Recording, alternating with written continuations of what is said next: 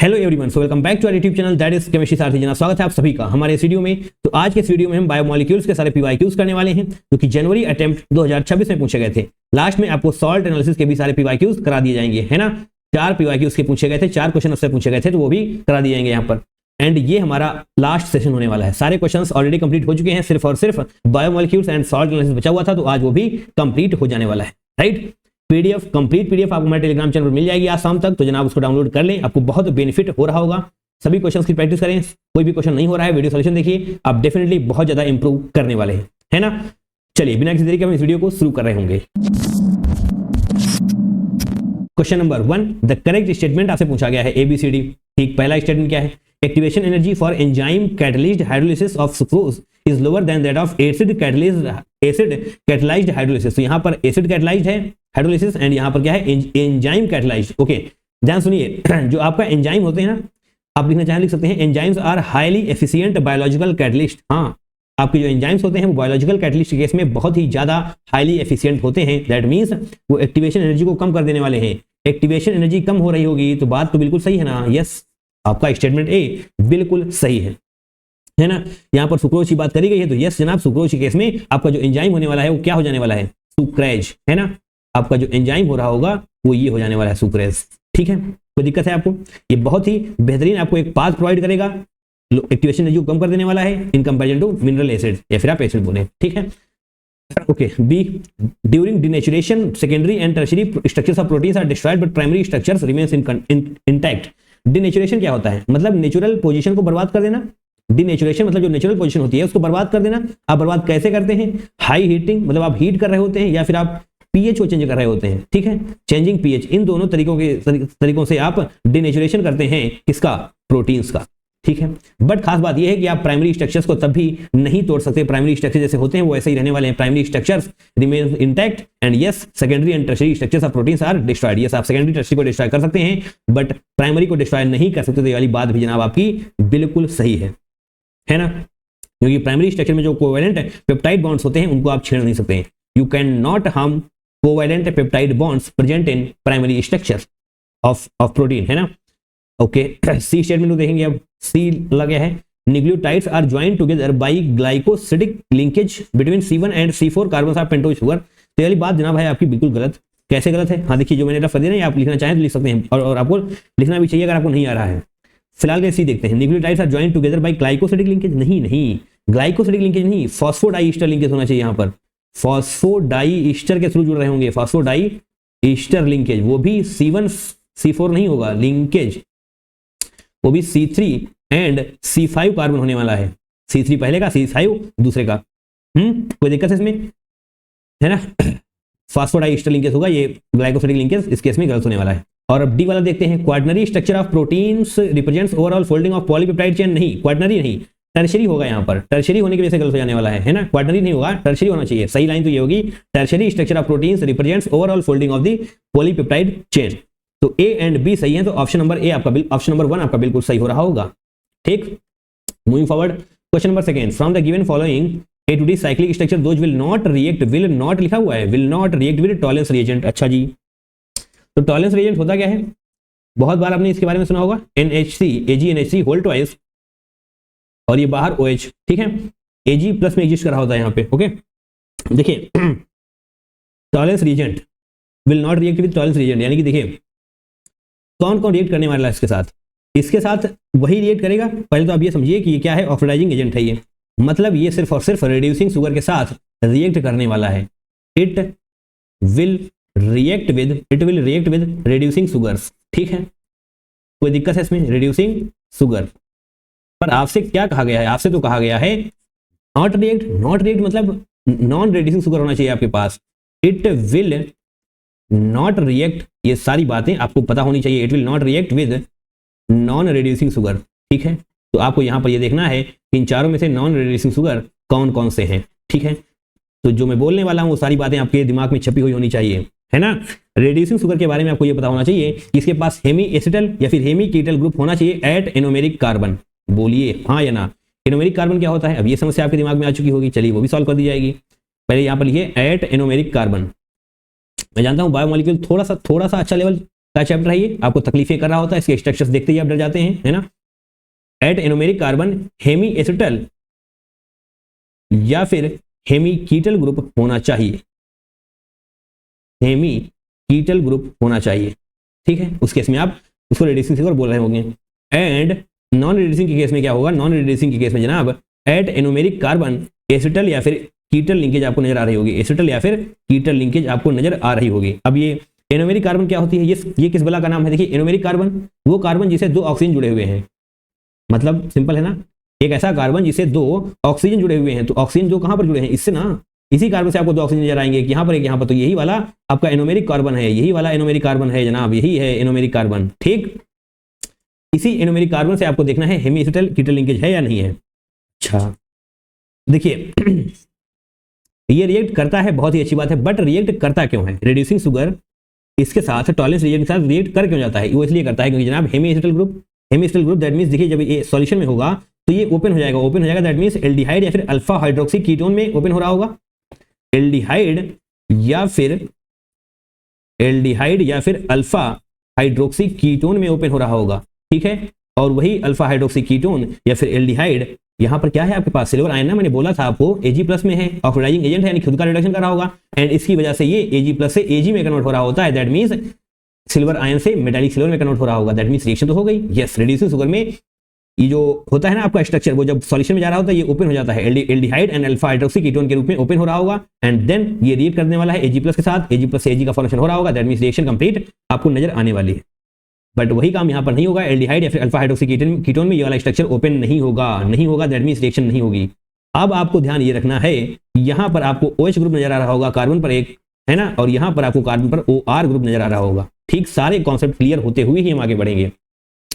OH group नजर आ रहा है, इसका मतलब ये क्या है, रिड्यूसिंग शुगर है, मतलब रिएक्ट कर जाएगा भैया, रिएक्ट कर जाएगा, बट आपको ढूंढना है, रिएक्ट नहीं करना चाहिए। अच्छा ये है OR, OH नहीं OR, दैट मींस ये रिएक्ट करे नहीं कर पाएगा, रिएक्ट नहीं करेगा, तो यस हमें वही चाहिए, ये भी OR, ये भी रिएक्ट नहीं करेगा, ये OH ये रिएक्ट कर जाएगा, दैट मींस इसको हटाइए, OH रिएक्ट कर रहा होगा, that means B and C कौन है, ऑप्शन नंबर 4 आपका बिल्कुल सही हो रहा होगा, बोलो हाँ है ना। सारे कॉन्सेप्ट क्रिस्टल क्लियर हो चुके हैं, बताओ। And now question number 3, structures of 4 disaccharides are given below, 4 structure दिए हुए हैं, उसमें से आपको बताना है नॉन रिड्यूसिंग शुगर कौन सा है, रिड्यूसिंग नॉन रिड्यूसिंग सब कुछ बताया जा चुका है आपको, है ना। आपको यहाँ पर ये देखना है एनोमेरिक कार्बन, किसका एनोमेरिक कार्बन फ्री है ना, जिसका एनोमेरिक कार्बन फ्री होगा वो रिड्यूसिंग हो जाएगा, बट जिसका एनोमेरिक कार्बन फ्री नहीं होगा तो आपको यहाँ पर देखना है एनोमेरिक कार्बन फ्री नहीं होना चाहिए, anomeric carbon should not be free, अगर ये फ्री नहीं होगा तो रिएक्ट नहीं कर पाएगा, रिएक्शन में पार्टिसिपेट ही नहीं कर रहा होगा, है ना।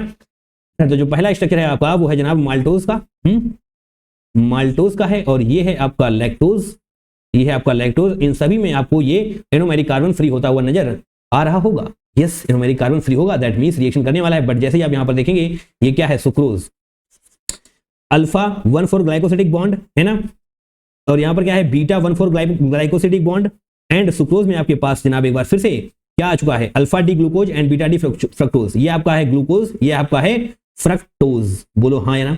और जो ग्लाइकोसिडिक बॉन्ड है वो C1, ये मतलब कि क्या है ग्लूकोज, हाँ ग्लूकोज के C1 कार्बन के बीच में है and C2 carbon of fructose के बीच में है, ठीक है। इसी को हम बोल रहे होंगे ग्लाइकोसिडिक बॉन्ड। कोई दिक्कत है आपको कोई भी दिक्कत नहीं होनी चाहिए। यहां पर आपका एनोमेरिक कार्बन फ्री नहीं है, अगर एनोमेरिक कार्बन फ्री नहीं है दैट मींस रिएक्शन नहीं कर पाएगा, तो यही आपका नॉन रिड्यूसिंग शुगर हो जाने वाला है, ठीक है। फोर्थ को भी देख लेते हैं, फोर्थ है आपके पास सेलो बायो, जिसको आप बोल रहे होते हैं, है ना, इसके पास भी एनोमेरिक कार्बन फ्री है, ओके, जिस प्रकार से आपके पास माल्टोज वगैरह में है, ओके। तो ये तीनों है रिड्यूसिंग, ये है non reducing. Moving forward, question number 4, the number of possible tripeptides formed involving alanine, glycine and valine where no amino acids has been used more than once। अच्छा, तो आपके पास दिया हुआ है तीन दिए हुए हैं, ये एलानिन, ग्लाइसिन, वैलिन, आपसे कहा गया है एमिनो एसिड रिपीट नहीं होना चाहिए, मतलब सिर्फ एक बार ही आप यूज करेंगे, तो मैथमेटिक्स लगाइए भैया, 3 है ना तो 3 फैक्टोरियल, सिंपल 3 फैक्टोरियल बोले तो 3 × 2 × 1, तो आपका करेक्ट आंसर क्या हो जाएगा 6। अरे भैया आसान है, हाँ आसान है, कुछ नहीं है इसमें, अगर देखना ही चाहते हैं ना तो चलिए हम आपको बता ही देते हैं, एलानिन ALAGLYVAL है ना, ऐसे हो जाएगा।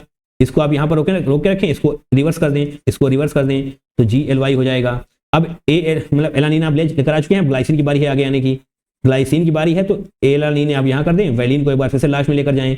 अब ग्लाइसिन को एज रखें, इनका इंटरचेंज कर दें, आप इनका इंटरचेंज कर दें, वैलिन आगे एलानीन पीछे। ठीक, ग्लाइसिन आगे आ चुका है, अब बारी है वैलिन की, वैलिन आगे आ रहा होगा और यहाँ पर ग्लाइसिन रखेंगे आप और यहाँ पर एलानीन रख रहे होंगे और लास्ट में एक बार फिर से इनको इंटरचेंज करेंगे, एलानीन और ग्लाइसिन। आप देखिए इनके अलावा क्या कुछ आप और बना पा रहे हैं? बताइए, नहीं बना सकते आप इसके अलावा। मैथमेटिक्स पीएनसी परम्यूटेशन कॉम्बिनेशन पढ़ा हुआ है तो डेफिनेटली आप 3 फैक्टोरियल लगाएंगे, 6 तो आपको 6 आपका आंसर मिल जाएगा।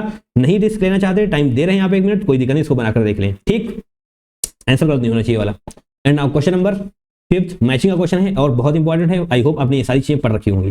ग्लूकोज की रिएक्शंस आप पढ़ते ही हैं, है ना। ग्लूकोज की रिएक्शन आप करवा रहे हैं हाइड्रोक्सिल एमीन के साथ, ब्रोमीन वाटर के साथ, एक्सेस एसिटिक एनहाइड्राइड के साथ, कंसंट्रेटेड HNO3 के साथ, तो आपसे प्रोडक्ट पूछा गया है। ठीक है, अगर आप हाइड्रोक्सिल एमीन के साथ रिएक्शन करवा रहे हैं, हाइड्रोक्सिल एमीन के साथ रिएक्शन करवा रहे हैं किसकी? ग्लूकोज की, तो जनाब आपको ऑक्साइम का फॉर्मेशन होता हुआ नजर आ रहा होगा और इसके फॉर्मेशन से आप समझ जाएंगे कि आपके पास मतलब यहाँ पर CO ग्रुप था, यानी कि कार्बोनिल ग्रुप था, कार्बोनिल ग्रुप था, इसकी कंफर्मेशन आपको मिल जाएगी। Confirms CONFIRMS confirms the carbonyl group. ठीक है, कोई दिक्कत है?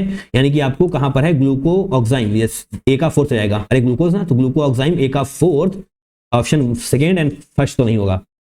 ब्रोमीन वाटर, आई होप ये तो आपको पता ही होगा, ये वैसे मैं उम्मीद करता हूं आपसे Br2 वाटर के बारे में आपको पता ही होगा। जब आप ग्लूकोज की रिएक्शन कराते हैं ब्रोमीन वाटर के साथ, तो ब्रोमीन वाटर कैसा है? माइल्ड ऑक्सीडाइजिंग एजेंट है ना, हल्का वाला ऑक्सीडाइजिंग एजेंट है, माइल्ड ऑक्सीडाइजिंग एजेंट है। अगर ऑक्सीडाइजिंग एजेंट है दैट मींस ऑक्सीडाइज कर रहा होगा। तो एल्डिहाइड ग्रुप, जो ग्लूकोज में आपको एल्डिहाइड ग्रुप नजर आ रहा होता है, जो ग्लूकोज में आपको एल्डिहाइड ग्रुप नजर आता है, उसको जनाब कार्बोक्सिलिक एसिड में ऑक्सीडाइज कर रहा होगा without affecting the hydroxyl groups. ठीक है, मैं दोबारा से बोल रहा हूं, दोबारा सुनिएगा। ये माइल्ड ऑक्सीडाइजिंग एजेंट है, ग्लूकोज में आपको एल्डिहाइड नजर आएगा, ग्लूकोज में आपको एल्डिहाइड नजर आएगा और उसी एल्डिहाइड को कार्बोक्सिलिक एसिड में कन्वर्ट करेगा, बट OH यानी कि हाइड्रोक्सिल ग्रुप को बिना कोई परेशान किए। ठीक है, तो ग्लूकोनिक एसिड आपको बनता हुआ नजर आ रहा होगा। बी का हो जाएगा फर्स्ट, बी का हो जाएगा फर्स्ट, ऑप्शन नंबर 4 का बिल्कुल सही हो जाएगा। ठीक है, कोई दिक्कत है आपको? कोई दिक्कत नहीं है, आप इन सारी रिएक्शन को देखें।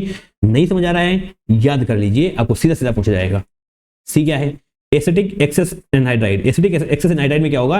एसिटाइलेशन होने वाला है ग्लूकोज का। ग्लूकोज का एसिटाइलेशन होगा विद एसिटिक एनहाइड्राइड, तो बताइए क्या बनेगा? आपको पेंटा एसिटाइल डेरिवेटिव नजर आ रहा होगा, पेंटा एसिटाइल डेरिवेटिव नजर आ रहा होगा और इससे आप कंफर्म कर, पहले तो लिखते हैं भैया, पेंटा एसिटाइल डेरिवेटिव आपको बनता हुआ नजर आ रहा होगा और जैसे ये बनेगा it will confirm 5OH groups यानी कि hydroxyl group confirms.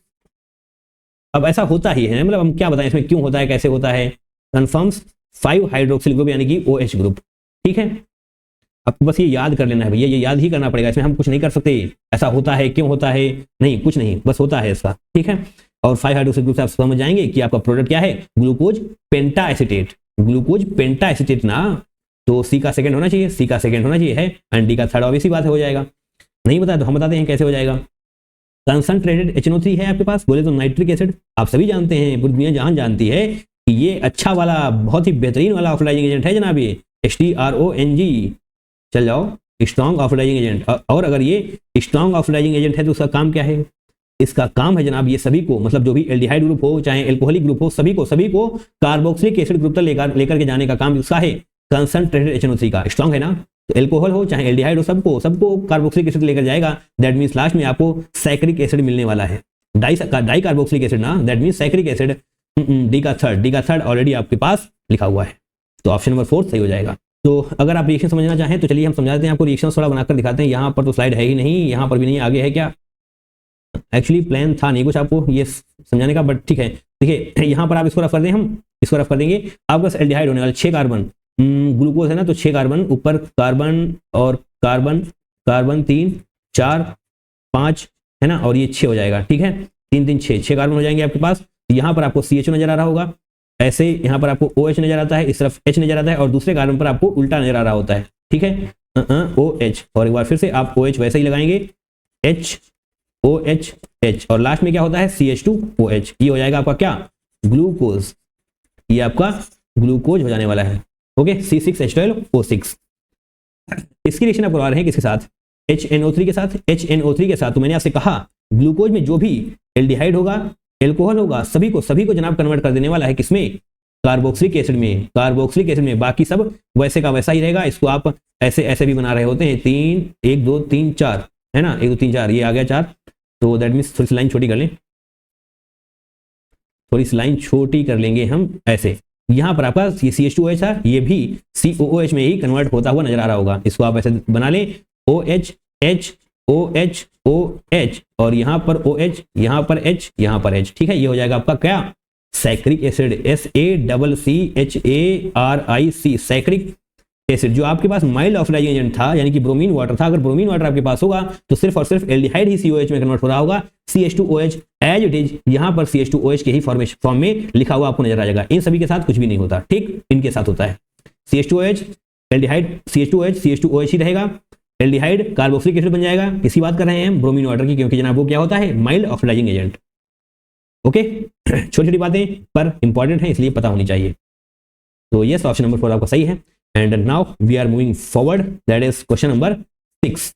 Statement 1. Sucrose is dextrorotatory. However, sucrose upon hydrolysis gives a solution having mixture of products. अच्छा, this solution shows lever rotation. तो आपसे कहा गया है सुक्रोज तो डेक्स्ट्रोरोटेटरी होता है, बट जैसे ही आप उसका हाइड्रोलिसिस करवाने वाले हैं यानी कि H2O के साथ रिएक्शन करवाएंगे तो आपको मिक्सचर ऑफ प्रोडक्ट्स मिल रहा होगा एंड ये सॉल्यूशन लेवो रोटेशन शो कर रहा होगा। तो हाँ, ये बात बिल्कुल सही है, सुक्रोज डेक्स्ट्रोरोटेटरी होता है प्लस 66.5 डिग्री। प्लस का मतलब हो जाएगा डेक्स्ट्रोरोटेटरी और जहां पर निगेटिव होगा वहां पर लेवो रोटेटरी। आप समझ पा रहे होंगे, है ना। इस सुक्रोज का जब आप हाइड्रोलिसिस करवाने वाले हैं यानी कि H2O के साथ जब इसकी रिएक्शन करवाने वाले हैं तो ये टूट जाएगा। किसमें टूट जाएगा, ग्लूकोज एंड फ्रक्टोज के इक्वल मोल्स में टूट जाने वाला है। ग्लूकोज एंड फ्रक्टोज के इक्वल मोल्स में टूट जाएगा एंड एक मिक्सचर का फॉर्मेशन कर रहा होगा एंड उस मिक्सचर को आप क्या बोलते हैं, इनवर्ट शुगर। उस मिक्सचर को आप बोल रहे होंगे इनवर्ट शुगर, ठीक है। और हाँ, ये बात भी जनाब बिल्कुल सही है। अब जो यहाँ पर पॉजिटिव था वो पॉजिटिव से अब निगेटिव हो रहा होगा यानी कि जो आपका सॉल्यूशन है वो लीवो रोटेशन शो कर रहा होगा, ठीक है। तो आपका स्टेटमेंट 1 बिल्कुल सही है, हाँ ये लीवो रोटेशन शो कर रहा होगा, ठीक है। अब ऐसा करता है, आपको ये पता होना चाहिए क्यों करता है क्यों नहीं करता है, उसकी चक्कर में नहीं पड़ना है। Statement second, hydrolysis of sucrose gives glucose and fructose, सही बात है। Since the levo rotation of glucose is more than the dextro rotation of fructose the resulting solution becomes levorotatory. ऐसा है क्या, देखिए ध्यान सुनिएगा, सुक्रोज का हाइड्रोलिसिस आप करवा रहे हैं तो ग्लूकोज एंड फ्रक्टोज बन रहा है, मैंने आपसे यहाँ पर बताया था ग्लूकोज एंड फ्रक्टोज बनेगा वो भी इक्वल मोल्स में, बट इसके अलावा जो कुछ भी यहाँ दिया हुआ है वो है गलत, क्योंकि ग्लूकोज डेक्स्ट्रो रोटेटरी होता है। ग्लूकोज होता है जनाब डेक्स्ट्रो रोटेटरी होता है यानी कि पॉजिटिव एंड यहाँ पर 52.7 डिग्री होता है। पता है, अच्छी बात है, नहीं पता है नहीं, कोई दिक्कत नहीं है। डेक्स्ट्रो पॉजिटिव होता है ये पता होना चाहिए, है ना। डेक्स्ट्रो मतलब पॉजिटिव, ग्लूकोज डेक्स्ट्रो रोटेटरी होता है एंड आपका फ्रक्टोज होता है लीवो रोटेटरी। फ्रक्टोज होता है लीवो रोटेटरी और कितना, -92.4 डिग्री। जब आप इसका मैग्नीट्यूड लेने वाले हैं तो आप मैग्नीट्यूड से देख पाएंगे कि मैग्नीट्यूड फ्रक्टोज का ज्यादा हो रहा होगा। फ्रक्टोज का मैग्नीट्यूड ज्यादा है, यहाँ पर 92 होगा ना, 92। यहाँ पर फ्रक्टोज का मैग्नीट्यूड ज्यादा है इन कंपैरिजन टू ग्लूकोज। तो ये वाली स्टेटमेंट आपकी गलत हो जाने वाली है। यहाँ पर क्या कहा गया है, लीवो रोटेटरी, पहले तो बात यही गलत था, डेक्स्ट्रो होने वाला है ना, और ये लीवो होगा, सब कुछ गलत है। ओके, तो statement 1 is true, second is false, option number 1 आपका बिल्कुल सही हो जाएगा, है ना। मूविंग फॉरवर्ड, क्वेश्चन नंबर 7 पे चल रहे होंगे हम। Both human DNA and RNA are chiral molecules, the chirality in DNA RNA arises due to the presence of. Okay, आपको बताया, देखिए आपके पास क्या है, DNA है, RNA है। RNA का full form ribo nucleic acid, DNA का डीऑक्सी राइबो न्यूक्लिक एसिड, ठीक है। इसका कोई काम यहाँ पर नहीं था, है ना। बट देखिए the chirality in DNA RNA, chirality होती है DNA RNA में, बट किस वजह से होती है ये आपसे पूछा गया है। देखिए ये है आपका DNA और ये है आपका RNA, ठीक है। ये मैंने सिर्फ दिखाया है आपको, यहाँ से आपको कुछ आंसर क्रैक नहीं हो रहा होगा, है ना। देखिए DNA RNA कायरल होता है तो आपको इसके बिल्डिंग ब्लॉक्स पता है, न्यूक्लियोटाइड्स के बिल्डिंग ब्लॉक होते हैं। ओके, न्यूक्लियोटाइड्स किन चीजों से बने, किन 3 चीजों से बने होते हैं, पहला फॉस्फेट ग्रुप, दूसरा पेंटोज शुगर और तीसरा नाइट्रोजनस बेस। ये हो जाएगा आपका फॉस्फेट ग्रुप, ये हो जाएगा पेंटोज शुगर, ये होने वाला है आपका नाइट्रोजनस बेस, ठीक है। कोई दिक्कत है, तो जो कायरलिटी की बात करी जा रही है वो कायरलिटी जनाब होती है पेंटोज शुगर की वजह से। शुगर की वजह से कायरलिटी आपको नजर आने वाली है, शुगर कंपोनेंट। एंड DNA आपको ये भी बता देंगे, DNA कंटेन्स, DNA के पास क्या होता है, बीटा D2 डीऑक्सी राइबोज, है ना, ribose and RNA contains, RNA के बाद क्या हो रहा होगा, ये भी बीटा D होगा, बट यहां पर 2 नहीं लिखा हुआ होगा आपको, एंड राइबोज। डीऑक्सी तो वैसे भी नहीं होगा DNA में, ठीक, ये पता होना चाहिए आपको। शुगर के पास एसिमेट्रिकल कार्बन होता है तो आप option number 3 and option number 2 पढ़ा सकते हैं, but L sugar component, D sugar component, यहां पर अभी भी समस्या है। तो आपको इस साथ में ये भी पता होना चाहिए जिस न्यूक्लिक एसिड का यूज आप कर रहे होते हैं वो डी आइसोमर होता है। जिस न्यूक्लिक एसिड का यूज आप कर रहे होते हैं इसमें वो डी आइसोमर होता है। डी आइसोमर होता है that means D sugar component chirality को शो करने वाला है, मतलब कायरलिटी जो शो हो रही है डीएनए आरएनए में वो डी शुगर कंपोनेंट की वजह से हो रही है। ठीक है, अब देखिए याद ही करना पड़ेगा, इसमें हम क्या बताएं आपको, ऐसा ही होता है बट, है ना। ओके, अब कहाँ है पेंटोस शुगर, आप इसको देख सकते हैं। अब बात करते हैं फॉस्फेट यूनिट की, इसको इसी वजह से क्यों नहीं होता, क्योंकि जनाब यहाँ पर PO4 3 नेगेटिव, PO4 3 नेगेटिव, ये क्या हो जाएगा आपका फॉस्फेट ग्रुप, फॉस्फेट ग्रुप। ठीक है, ये जनाब होता है, कैसा होता है, सिमेट्रिकल, ये सिमेट्रिकल एंड टेट्राहेड्रल आपको नजर आ रहा होगा, सिमेट्रिकल एंड टेट्राहेड्रल, इस वजह से यहां पर आपको कायरलिटी नजर नहीं आने वाली, सिमेट्री है ना। यस, फॉस्फेट हो गया। अब बेस बचा है आपका नाइट्रोजनस बेस, है ना, बेस लिख देंगे हम यहाँ पर। इसमें आपके पास क्या क्या होता है, AgCT, ऐसे आपने याद किया है AgCT, AgCU, ये होता है डीएनए के केस में और ये होता है आरएनए के केस में। Adenine, guanine, cytosine, thymine and यहाँ पर यूरासिल, आपको यहाँ पर लिखा हुआ दिखाई दे जाएगा। एडेनिन, है ना, दूसरा पे लेकर आए, एडेनिन AgCT, है ना, गुआनिन AgCT, साइटोसिन एंड ये यूरासिल, किसका, किसी बात हो रही है यहाँ पर आरएनए। जब आप डीएनए की बात करेंगे तो यूरासिल की जगह पे क्या हो जाएगा, थायमिन। ठीक है, ये छोटी छोटी बातें पता होनी चाहिए, इस पर क्वेश्चंस कई बार पूछे गए हैं। ओके, तो इसका ऑप्शन नंबर 4 सही होगा। Now moving forward, question number 8 की चल रहे होंगे हम। क्वेश्चन नंबर 8 क्या है आपके पास, आइडेंटिफाई द करेक्ट स्टेटमेंट। अच्छा, ब्लैक पेन लिया है हमने, identify the correct statement ABCDE। तो एक बार फिर से स्ट्रक्चर के ऊपर ही क्वेश्चन है। अब देखिए स्ट्रक्चर का क्वेश्चन मतलब करना पड़ेगा ना आपको, मतलब पढ़ना पड़ेगा भाई, स्ट्रक्चर वगैरह क्या बताएं अब इसमें। Arginine and tryptophan are essential amino acids, हाँ ये आपको पता होना चाहिए। Histidine does not contain heterocyclic, अच्छा। Proline is a 6 membered cyclic, okay. Glycine does not have chiral centre, okay. देखिए सबके स्ट्रक्चर्स आप देखें यहाँ पर हम लेकर के आए हुए हैं। ये आपका है अर्जिनिन, ट्रिप्टोफैन, हिस्टिडीन। अच्छा, तो सबसे पहले बात कर रहे हैं आप अर्जिनिन की, और ये ना arginine and tryptophan are essential amino acid. तो ये बात आपकी बिल्कुल सही है, ये एसेंशियल एमिनो एसिड्स होते हैं, इनको बॉडी सिंथेसाइज नहीं कर सकती। It can not be synthesized by body, इसीलिए हमें बाहर से लेने की जरूरत पड़ रही होती है। ठीक है, ओके। तो अगर इस साथ में कुछ हम और बताना चाहें तो भी आप देख लेंगे, आपको पता होना चाहिए वैलिन, है ना, और ल्यूसीन हो रहा होता है, ये सब आपको पता होना चाहिए। एसेंशियल एमिनो एसिड्स, देखिए एसेंशियल याद कर लीजिए, नॉन एसेंशियल आपको समझ में आ रहा होगा। ठीक है, ल्यूसीन और क्या है, और क्या होता है, आइसोल्यूसीन। मैं यहाँ पर लिस्ट आपको दे रहा हूँ जनाब, आप याद कर लेंगे। Phenyl alanine, phenyl alanine, tryptophan, tryptophan का जिक्र यहाँ पर हुआ है, ट्रिप्टोफैन, बट उसका स्ट्रक्चर आपसे पूछा गया यहाँ पर। और क्या होता है, मिथियोनाइन होता है एक, मिथियोनाइन होता है, और थियो क्या होता है इसके लिए, थ्रियोनाइन होता है, THREONINE, थ्रियोनाइन होता है। लाइसिन, ल्यूसीन बताया था, ल्यूसीन एंड लाइसिन अलग अलग है, ध्यान रखिएगा। ये क्या है, ल्यूसीन, अभी इसकी स्पेलिंग सही कर देंगे, मतलब सही दिखाई दे रहा होगा आपको। और अर्जिनाइन बता दिया मैंने आपको, अर्जिनाइन एंड ट्रिप्टोफैन, ओके। अच्छा, ट्रिप्टोफैन यही पता, अर्जिनाइन हो गया है। और हिस्टिडीन, हाँ लास्ट वन, ये तो बहुत इंपॉर्टेंट है, हिस्टिडीन, ये आपको कई बार नजर आ रहा होगा। ये सारे याद कर लेने हैं, ये सभी के सभी एसेंशियल एमिनो एसिड्स हैं, मतलब आपको बाहर से लेने पड़ रहे होते हैं, बॉडी प्रिपेयर नहीं कर पाती है इनको। यहाँ पर क्या था, ल्यूसीन, है ना, ये सब याद कर लेने आपको, बहुत इंपॉर्टेंट है, आपसे पूछे जा सकते हैं। अब बात करते हैं इसकी। Histidine does not contain heterocyclic ring in the structure. Heterocyclic मतलब क्या होता है, अगर ऐसा सिर्फ और सिर्फ कार्बन है वो है होमोसाइक्लिक, अगर यहाँ पर बीच में नाइट्रोजन ऑक्सीजन वगैरह कुछ आ गया तो हो जाएगा हेटेरोसाइक्लिक। ओके, हिस्टिडीन का स्ट्रक्चर आपके पास ये रहा, हिस्टिडीन, अरे हेटेरोसाइक्लिक है ना, हेटेरोसाइक्लिक के बीच में नाइट्रोजन वगैरह है, इसका मतलब हेटेरोसाइक्लिक। क्या बोला गया आपसे, does not contain heterocyclic ring, नहीं डज नॉट नहीं, कंटेन, ये गलत हो जाएगा।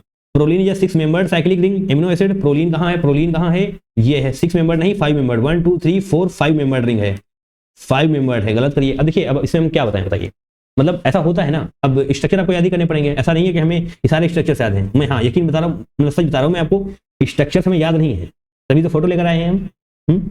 अब आपको भी स्ट्रक्चर याद होते हैं तो कर लीजिए, अदरवाइज चक्कर में ना पड़ जाता। हाँ, ये वाली चीजें याद होनी चाहिए, इनके बिना एग्जाम देने में जाइएगा। डी को देखते हैं, glycine does not have chiral centre. Glycine कहाँ पर है, ये है glycine, does not have chiral centre. हाँ, यहाँ पर कोई भी कायरल सेंटर आपके पास नहीं है, यहाँ पर तो कार्बन ने 3 ही, मतलब ये डबल बॉन्ड बना लिया है ना। तो चार देख, कायरल सेंटर का मतलब क्या था, एक कार्बन होना चाहिए, चारों ग्रुप ये डिफरेंट होने चाहिए। तो यहाँ पर एक कार्बन है, क्या से चारों ग्रुप डिफरेंट नहीं, यहाँ पर हाइड्रोजन, यहाँ पर हाइड्रोजन, तो ये कायरल सेंटर नहीं है, मतलब कोई भी कायरल सेंटर यहाँ पर आपको नजर नहीं आने वाला जनाब। तो ये वाली बात तो बिल्कुल सही है, क्योंकि आपसे लिखा है does not have chiral centre, सही है। A and D, option number 1 आपका बिल्कुल सही हो जाएगा, है ना।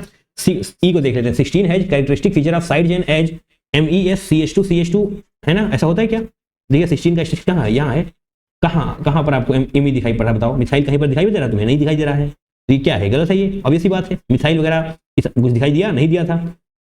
ओके, तो हाँ सही तो हो गया है, option number 1 and D only correct. Okay, तो आगे बढ़ जाए भैया, इस सारे स्ट्रक्चर्स देख लेना यार एक बार जाने से पहले, क्या पता आपकी केस में चमक जाए, आपको नजर आ जाए। Question number 9, in the given pentapeptide find out an essential, देखिए देखिए इसीलिए मैं आपसे कह रहा था एसेंशियल एमिनो एसिड है ना, याद इंपॉर्टेंट है ये सीक्वेंस प्रेजेंट इन द पेंटापेप्टाइड। पहले तो इस सीक्वेंस को जरा क्रैक करें आप, सीक्वेंस है क्या, बहुत ध्यान से देखिए, जो भी मैं बताने वाला हूँ बहुत ध्यान से देखते चलना है आपको। 1 2 3 4 5 तरीके के यहाँ पर आपको एमिनो एसिड्स नजर आ रहे हैं, कौन एसेंशियल है कौन नॉन एसेंशियल है, सब कुछ क्लियर हो जाएगा। साइड चेन क्या है, देखिए यहां शुरू करने वाले हैं एन टर्मिनस से सी टर्मिनस की तरफ, यानी कि लेफ्ट से राइट की तरफ। ओके सही है, जो भी अटैच होगा उसके हिसाब से पता चल रहा होता है हमको। फर्स्ट देखते हैं साइड चेन क्या है यहाँ पर, CH OH दैट मीन्स थ्रेओनाइन, ठीक है। अब यहाँ पर क्या है, CH2OH साइड चेन, CH2OH बोले तो सेरीन, ठीक है। यहाँ पर क्या है, CH2COOH बोले तो एस्पार्टिक एसिड। अब आपके पास सिर्फ और सिर्फ यहाँ पर हाइड्रोजन है, और हाइड्रोजन के अलावा और कुछ भी नहीं है, दैट मीन्स ये आपका क्या हो जाएगा, ग्लाइसिन। और यहाँ पर आपके पास क्या है, CH3 है साइड चेन के रूप में, है ना। CH3 बोले तो एलानीन, इसका जिक्र थोड़ी देर पहले हो चुका है क्वेश्चन में। अब देखिए इसका जवाब लिखने वाले हैं सीक्वेंस, तो क्या होगा, सभी का पहला लेटर लेने वाले हैं, मतलब पहले 3 लेटर लेने वाले हैं, 3 अल्फाबेट, तो THR ऐसे लिखेंगे आप, THR, SER, एस्पार्टिक का ASP, ग्लाइसिन का GLY और एलानिन का ALA, ये हो जाता है आपका सीक्वेंस, ठीक। हाँ, एसेंशियल नॉन एसेंशियल मैं आपको बता देता हूँ। एसेंशियल यहाँ पर सिर्फ और सिर्फ आपका ये है थ्रेओनिन, बताया जा चुका है आपको यहाँ पर इसके बारे में, देखो थ्रेओनिन ये है ना, इसके अलावा आपको कुछ भी, मतलब इनमें से कुछ भी यहाँ पर आपको देखने को नहीं मिल रहा होगा, ठीक है। तो थ्रेओनाइन ये एसेंशियल है जनाब, ये एसेंशियल है, बाकी के सभी नॉन एसेंशियल है, ठीक। ये सभी के सभी नॉन एसेंशियल है, यानी कि इनको बॉडी प्रिपेयर कर लेती है, ठीक है, बाहर से आपको लेने की कोई जरूरत नहीं है। देखिए अब पूछा क्या गया है आपसे, choose the correct answer from the, अच्छा पहले तो पूछा एसेंशियल बोले तो ये कहाँ, ये थ्रेओनाइन ना, तो सेरीन नहीं होगा, थ्रेओनाइन होगा। अब सीक्वेंस होना चाहिए आपके पास, थ्रेओनाइन ये हो जाएगा option number 4, threonine, serine, aspartic, glycine, alanine, ठीक है, यही है, आपको इन सब से क्रैक करना चाहिए, है ना। नाउ क्वेश्चन नंबर 10, ये है हमारे बायोमोलिक्यूल्स का लास्ट क्वेश्चन, इसके बाद 4 क्वेश्चन आपको सॉल्ट एनालिसिस के भी करने हैं, है ना। यहाँ पर आपके 4 कंपाउंड है, आपसे पूछा गया है that gives positive test with Tollens reagent, ऐसा है जो टॉलेंस रिएजेंट यानी कि एमोनिकल सिल्वर नाइट्रेट, है ना, NH3 होल ट्वाइस और बाहर OH, इसके साथ आपको पॉजिटिव टेस्ट दे रहा होगा, है ना।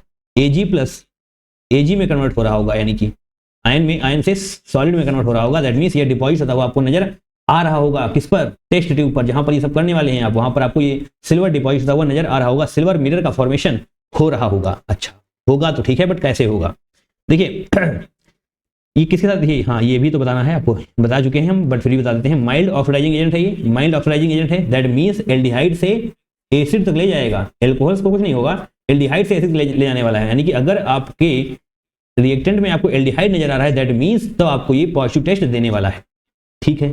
ये सारी बातें हम ऑलरेडी आपको बता चुके हैं, एक बार फिर से बताना मैंने जरूरी समझा, क्वेश्चन नंबर 2 में ये सारी बातें आपको एक्सप्लेन करी जा चुकी हैं, है ना। तो अभी आपको यहाँ पर चेक करना है किसमें क्या क्या है, देखिए बहुत ध्यान से आपको ये पहली बात ये जाननी है कि एसिटल, हाँ चलिए हम आपको वही दिखा देते हैं स्लाइड, वहां पर मैंने लिखा हुआ था एसिटल में आपको एल्डिहाइड का फॉर्मेशन नहीं होगा, दैट मीन्स आपको ये पॉजिटिव टॉलरेंस टेस्ट नहीं मिलने वाला, है ना। देखिए ये स्लाइड ओपन हो रही है, और हेमीएसिटल वगैरह के साथ आपको पॉजिटिव टॉलरेंस टेस्ट मिल रहा होगा, बट एसिटल या कीटल के साथ नहीं मिलने वाला, ये तो लिखा हुआ है, it will not react with non radiation, मतलब ये रिएक्ट नहीं करने का, किसके साथ नहीं करेगा, एसिटल कीटल के साथ रिएक्ट नहीं करेगा, बट हेमी एसिटल या हेमी कीटल के साथ रिएक्ट कर रहा होगा। क्यों कर रहा होगा, क्योंकि जनाब वो एल्डिहाइड या फिर अल्फा हाइड्रोक्सी कीटोन में ओपन हो रहे होते हैं, एल्डिहाइड को ऑक्सीडाइज करने की क्षमता इसके पास है, दैट मीन्स ये दूसरे को ऑक्सीडाइज कर रहा होगा, यानी कि खुद का रिडक्शन हो रहा होगा, that means Ag plus Ag, अरे हाँ है ना, यस। तो देखना है आपको बहुत ध्यान से कहां पर आपका एसिटल कीटल वगैरह है, कि पेन क्यों नहीं सिलेक्ट हो रहा है मेरा, हाँ अब होना चाहिए, इसको देखिए बहुत ध्यान से, साइक्लिक एसिटल है ये, एसिटल और मतलब हेमी एसिटल पता है ना आपको, चलिए नहीं पता तो हम आपको बता देते हैं।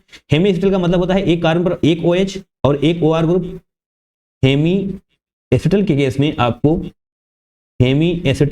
आपको एक OR ग्रुप नजर आएगा कार्बन पर और एक OH ग्रुप नजर आएगा, बट अगर बात आप एसिटल की कर रहे होंगे तो दोनों ही आपको OR ग्रुप नजर आ जाने वाले हैं, दोनों ही आपको OR ग्रुप नजर आ रहे होंगे, 2 OR ग्रुप्स। ओके, अब आप देखें बहुत ध्यान से सारी चीजों को।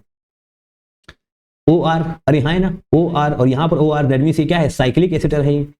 अरे यार चल जाओ सही तरीके से, साइक्लिक एसिटल है ये, है ना। तो ये आपका टेस्ट नहीं देने वाला। बी की बात करेंगे, ये भी जनाब साइक्लिक एसिटल ही है OR, और ये वाला ये भी गलत, ये भी आपका साइक्लिक एसिटल ही है। अब बात करेंगे सी की। हाँ, सी वाला वही है जो आपको चाहिए। क्या है सी? सी है जनाब आपका cyclic hemi acetal. Cyclic hemi acetal है ये पेन आज हैंग क्यों कर रहा थोड़ा? साइक्लिक हेमी एसिटल, ठीक है। ऐसा क्यों मैंने बोल दिया? क्योंकि जनाब आपको समझ में आना चाहिए, जो कार्बन मतलब एडजेसेंट है ना, कार्बन पासी वाले कार्बन पर OH ग्रुप है एंड उसी पर आपको ये नजर आ रहा है 5 मेंबर्ड की रिंग है। हाइड्रोक्सिल ग्रुप कौन सी पोजीशन पर है? 2 पोजीशन पर है। That means adjacent to the ring oxygen, ring oxygen के लगे वाले कार्बन से है, यहाँ पर नहीं है, यहाँ पर एक बीच में कार्बन एक्स्ट्रा है। तो जनाब ये आपका गलत हो जाएगा, आपका ऑप्शन नंबर सी ही सही होने वाला है, मतलब ऑप्शन नंबर सी नहीं, सी वाला। तो ऑप्शन नंबर आपका 4 सही होगा। कैसे? एक बार फिर से हम आपको एक्सप्लेन करने की कोशिश करते हैं। यहाँ पर आपको एडजेसेंट में नहीं है, एडजेसेंट में नहीं, दैट मींस ये आपका OH हेमी एसिटल की तरह वर्क नहीं कर रहा है। ये मैंने बोला ना हेमी एसिटल में ये होगा, तो बट यहाँ पर OH आपको हेमी एसिटल की तरह वर्क तब करेगा जब ये ऑक्सीजन पास वाले कार्बन से अटैच होगा। यहाँ पर तो बीच में है, दैट मींस रेगुलर एल्कोहल की तरह वर्क कर रहा है। ये क्या है? रेगुलर एल्कोहल है ये। अरे हाँ या ना? हेमी एसिटल नहीं है, हेमी एसिटल नहीं है, तो जब आप इसको रिएक्शन कराने वाले हैं तो ये ओपन नहीं होगा, है ना। दैट मींस ऑप्शन नंबर 4 सही हो जाएगा। अच्छा, आप सोच रहे होंगे ओपन नहीं होगा, बता देते हैं, बट ओपन कैसे हो जाएगा ये तो बताया नहीं भी अभी तक आपने, है ना। तो चलिए यहाँ बता देते हैं आपको।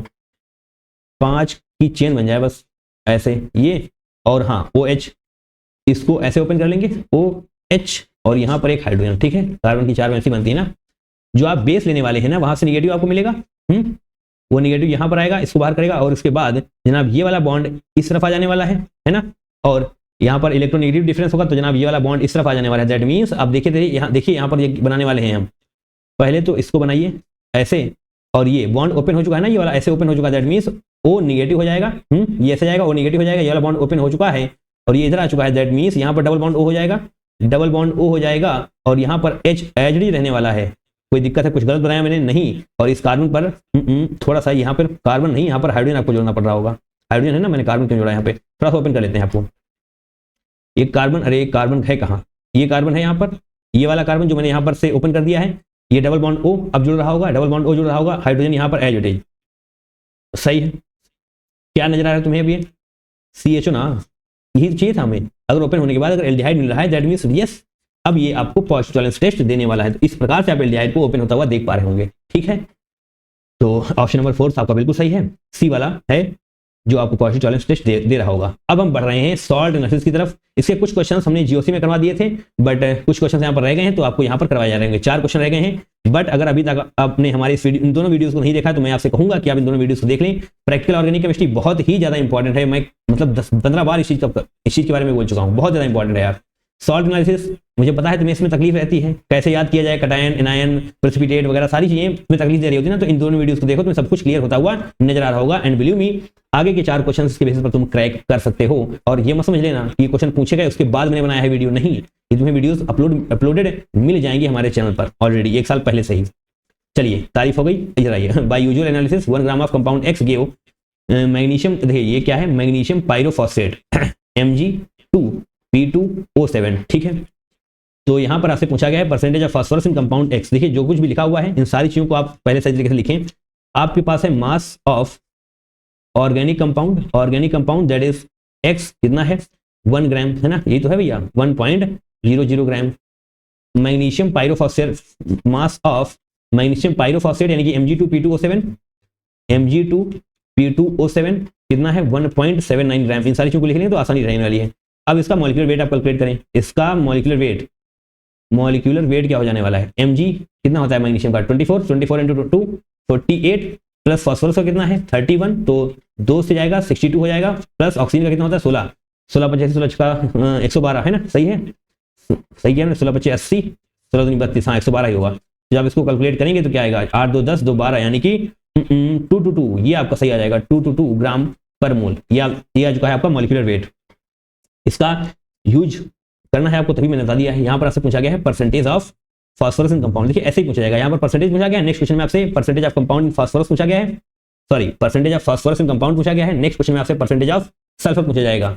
तो एक ही तरीका है, इसको ऐसे समझ लेंगे, परसेंटेज ऑफ फास्फोरस। ठीक है, ध्यान सुनिएगा, जो मैं बताने वाला हूं एक ही फॉर्मूला है, उसी में सब कुछ क्लियर हो जाएगा। जिस कंपाउंड में आपको परसेंटेज है, मतलब जहां पर है, तो फास्फोरस आपको जहां पर है उसको लिखिए मास ऑफ, कहां पर फास्फोरस है, Mg2P2O7, यहां पर फास्फोरस नजर आ रहा है आपको, और ये किससे बन रहा है, divide by mass of organic compound आप कर रहे होंगे, divide by mass of organic compound into, अब आपको फास्फोरस का वेट पता करना है ना, फास्फोरस का परसेंटेज पता करना है ना। तो 222 ग्राम अगर ये आपके पास है मैग्नीशियम पायरोफॉस्फेट, तो 222 ग्राम में कितना है फास्फोरस, 62 ग्राम है, 62 ग्राम है ना। तो दैट मीन्स 62 डिवाइडेड बाई 222 आप कर रहे होंगे, यहाँ पर परसेंटेज के लिए इनटू 100 कर देंगे। बताइए कोई तकलीफ, कोई दिक्कत है? नहीं, ये तो आपने लिख लिया मास of magnesium pyrophosphate divide by mass of organic compound. उसके बाद मैग्नीशियम पायरोफॉस्फेट में फॉस्फेट कितना है, 222 ग्राम अगर है पूरा इसका टोटल वेट, तो उसमें से 62 तो किसका है, फॉस्फेट का। यस, तो अब आप इसको सॉल्व करें, आपको आपका आंसर चमकता हुआ नजर आ जाने वाला है। पर पहले इसको लिख लो, मैग्नीज, अच्छा कितना वेट है इसका Mg2, ये है 1.79 डिवाइड बाई 1 ही रहने वाला है। इसको थोड़ा सॉल्व कर लिया जाए, क्या कर लेना यार, है ना, 62 कर लेना, क्या ये 62 100 इसको साथ, यानी कि ऐसे 222 आ जाएगा, 222 आ रहा होगा ऐसे, और ये 100 आप करना चाहें कर दें, या फिर आप इस पॉइंट को यहाँ से उड़ा दीजिए, ठीक है, 100 से मल्टीप्लाई करेंगे गायब हो जाएगा। अब इसको सॉल्व करिए, आपको सॉल्व करने के बाद 50% आपका सही आंसर आपको चमकता हुआ मिल जा रहा होगा। ठीक है, आसानी से आप सॉल्व कर सकते हैं। थोड़ा सा अप्रॉक्सीमेशन लीजिए, अप्रॉक्सीमेशन ले सकते हैं क्योंकि दूरियां मतलब काफी दूर दूर दिया हुआ है। ओके, इस प्रकार से आप सॉल्व कर सकते हैं। Now question number second, student has been given 0.314 of organic compound, ठीक है, and asked to estimate sulphur during the experiment, the student has obtained इतना बेरियम सल्फेट मिल चुका है, इतना ऑर्गेनिक कंपाउंड इतना था, वैसा ही कुछ है क्वेश्चन। परसेंटेज ऑफ सल्फर आपसे पूछा गया है, बताइए कोई दिक्कत है आपको? तो परसेंटेज ऑफ सल्फर हम इस बार डायरेक्ट लिखने वाले हैं। ठीक, यहां पर आप क्या लिखे थे, परसेंटेज ऑफ फास्फोरस। फास्फोरस किस कंपाउंड में है, उसका मास, फास्फोरस किस कंपाउंड में है, बेरियम सल्फेट में, सॉरी सल्फर किस में है, बेरियम सल्फेट में, BaSO4। तो आपको लिखना पड़ेगा यहाँ पर मास ऑफ BaSO4। इस फॉर्मूले को याद कर लेना है, किस प्रकार से हम लिख रहे हैं समझ लेना है, वैसे ही लिखना है, divide by mass of organic compound, ये हमेशा याद रखना है। ऑर्गेनिक कंपाउंड का वेट आप नीचे ही लिख रहे होंगे, इनटू सल्फर का वेट कितना है, BaSO4 का वेट कितना है, मॉलिक्यूलर वेट 233 आपको डायरेक्ट दे दिया गया है, और एंड 233 में कितना सल्फर का है, 32, एक ही सल्फर है ना, तो 32 डिवाइड बाई 233 इनटू 100 आप कर रहे होंगे। मास ऑफ BaSO4 कितना है, 0.4813 डिवाइड बाई ऑर्गेनिक कंपाउंड की बात करेंगे 0.314 इंटू 32 डिवाइड बाई 233 इंटू 100 आप करेंगे। थोड़ी सी कैलकुलेशन है, थोड़ी क्या अच्छी है कैलकुलेशन, एंड ये पूरा क्वेश्चन कैलकुलेशन बेस्ड ही है। फॉर्मूला आसान है, क्वेश्चन नंबर 3 आप टिक कर सकते हैं, है ना।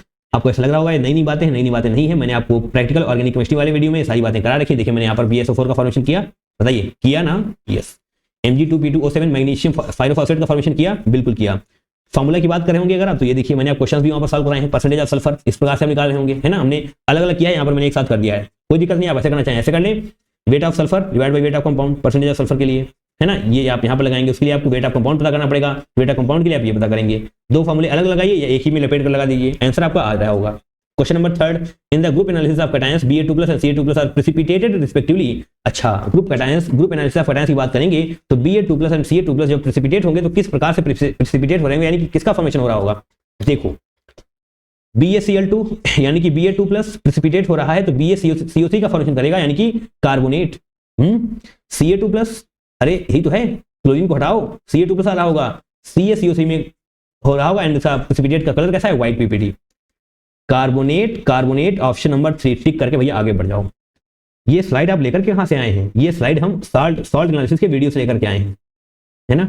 PDF प्रोवाइड करी गई है आपको टेलीग्राम चैनल पर, जाकर के देख सकते हैं, इसकी PDF आपको मिल जाएगी, वहीं से हमने स्क्रीनशॉट लिया है, आपको दिखा दिया है, कोई दिक्कत है इसमें। Ba2+ Ca2+ Ba2+ हो जाएगा, समझ सकते हैं ना, क्लोरीन बाहर जाएगा, Ba2+ Ca2+ PPT का फॉर्मेशन कर रहा है, कैसे करेगा, जब कार्बोनेट के साथ मिलेगा तब BaCO3 CaCO3 यानी कि बेरियम कार्बोनेट कैल्शियम कार्बोनेट आपको नजर आ रहा होगा, व्हाइट PPT होता है इनका, ये नीचे का साइन अगर कहीं भी दिखाई दे रहा है दैट मींस PPT का फॉर्मेशन हो रहा है। कलर पूछ लिया जाएगा तब भी आपको पता होना चाहिए, ठीक, इंपॉर्टेंट है, पढ़ें इसको। क्वेश्चन नंबर 4 लास्ट क्वेश्चन है हमारा जनवरी 2026 का, सारे क्वेश्चन सॉल्व करा दिए गए हैं आपको बाकी के, है ना।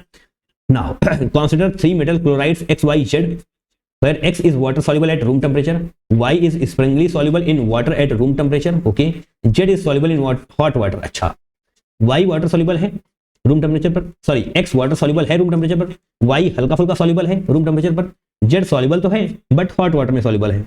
ओके, तो ऑप्शंस की तरफ देखिए, x water soluble at room temperature, देखिए CuCl2, हाँ सही बात है, वाटर सॉल्युबल है एट रूम टेम्परेचर। यहाँ पर हम वाटर सॉल्युबल ऐसे लिख लेते हैं, कौन कौन वाटर सॉल्युबल होने वाला है यहाँ पर हम आपको क्लियर करते जाएंगे। Water soluble at room temperature, ये बड़ी इंपॉर्टेंट चीज है ना। CuCl2, हाँ भैया ये सही बात है, आपका ये वाटर सॉल्युबल है रूम टेम्परेचर पर। AlCl3, हाँ ये भी है, AlCl3 ये भी है। MgCl2, हाँ बिल्कुल MgCl2 भी है। ये तीनों ही आपके वाटर सॉल्युबल हैं एट रूम टेम्परेचर। बट जब बात आएगी AgCl की तो ये बात गलत हो जाएगी। AgCl स्प्रैंगली सॉल्युबल है, क्या कैसा है, स्प्रैंगली सॉल्युबल, SPARI, देख लेंगे स्पेलिंग, कोई दिक्कत नहीं मेरे को, SPARINGLY, स्प्रैंगली सॉल्युबल है ना। ये क्या है, AgCl आपका स्प्रैंगली सॉल्युबल है, ठीक है। AgCl, PbCl2, हाँ भाई साहब PbCl2 भी आपका स्प्रैंगली सॉल्युबल है। ओके, दैट मीन्स ऑप्शन आप कुछ भी निगलेक्ट नहीं कर पाएंगे इससे। अच्छा ओके, जेड को देखते हैं, Z is soluble in hot water, Z is soluble in hot water, तो जनाब लेड क्लोराइड हो जाने वाला है ये। BaCl2 नहीं होगा, AlCl3 नहीं होगा, लेड क्लोराइड, यही तो इसकी खासियत है। PbCl2 यानी कि जो लेड क्लोराइड है आपके पास, या फिर आप बहुत ही अच्छी तरीके से लिखना चाहें तो लेड सेकेंड क्लोराइड जो आपके पास है ना, उसकी यही खासियत है। क्या खासियत है उसकी, कि ये हॉट वाटर में सॉल्युबल होता है, हॉट वाटर में बहुत जल्दी डिसॉल्व हो जाता है, एंड जैसे ही आप कूल करते हैं ये क्रिस्टलाइजेशन के फॉर्म में आ रहा होता है, मतलब क्रिस्टल्स इसके बनते हुए तुम्हें नजर आ रहे होंगे। इट क्रिस्टलाइजेस व्हेन कूलिंग, ये वाली बात तो आप यहां समझ जाएंगे। आगे हम लिख देते हैं it crystallises, CRY crystallises upon cooling, ठीक है, अपॉन कूलिंग, कोई दिक्कत है ना। तो ये वाली बात बिल्कुल सही है, ऑप्शन नंबर 1 आपका सही होगा। CuCl2 water soluble at room temperature, AgCl sparingly soluble है ना इन वाटर, एंड PbCl2 की बात करेंगे आप तो लेड क्लोराइड, एंड यस ये हॉट वाटर में सॉल्युबल होता है ना। PbCl2 आपका लेड क्लोराइड इस प्रकार से अलग हो रहा होगा बाकियों से, तो यस ऑप्शन नंबर 1 सही है। नाउ इसी के साथ आपने हमारे साथ बैठकर नहीं, आपने हमारे साथ लगातार जनवरी अटेम्प्ट में पूछे गए 250 क्वेश्चन, सॉरी 250 क्वेश्चन को कंप्लीट किया। इसके लिए आप सभी का बहुत बहुत धन्यवाद। Thank you so much from the bottom of the heart.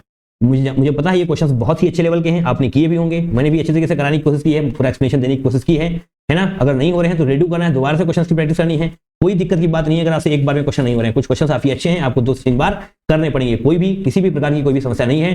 Tension में मत आ जाना कि मैंने 2 बार कर लिए, 3 बार कर लिए, मेरे से हो नहीं रहे। अच्छे क्वेश्चन हैं, टाइम लगेगा, सभी को लगेगा, तुम्हें भी लग जाएगा, ठीक है, कोई दिक्कत नहीं है ना। दोबारा से क्वेश्चन की प्रैक्टिस करिए, एंड एक बार फिर से thank you so much from the bottom of the heart. जब अप्रैल अटेम्प्ट हो जाएगा तो मैं उसके भी PYQs आपको अपलोड करता हुआ यहाँ पर नजर आ रहा हूँ, है ना। चलिए मिलेंगे इस दूसरे वीडियो में, till then take care, tata bye bye and I love you all.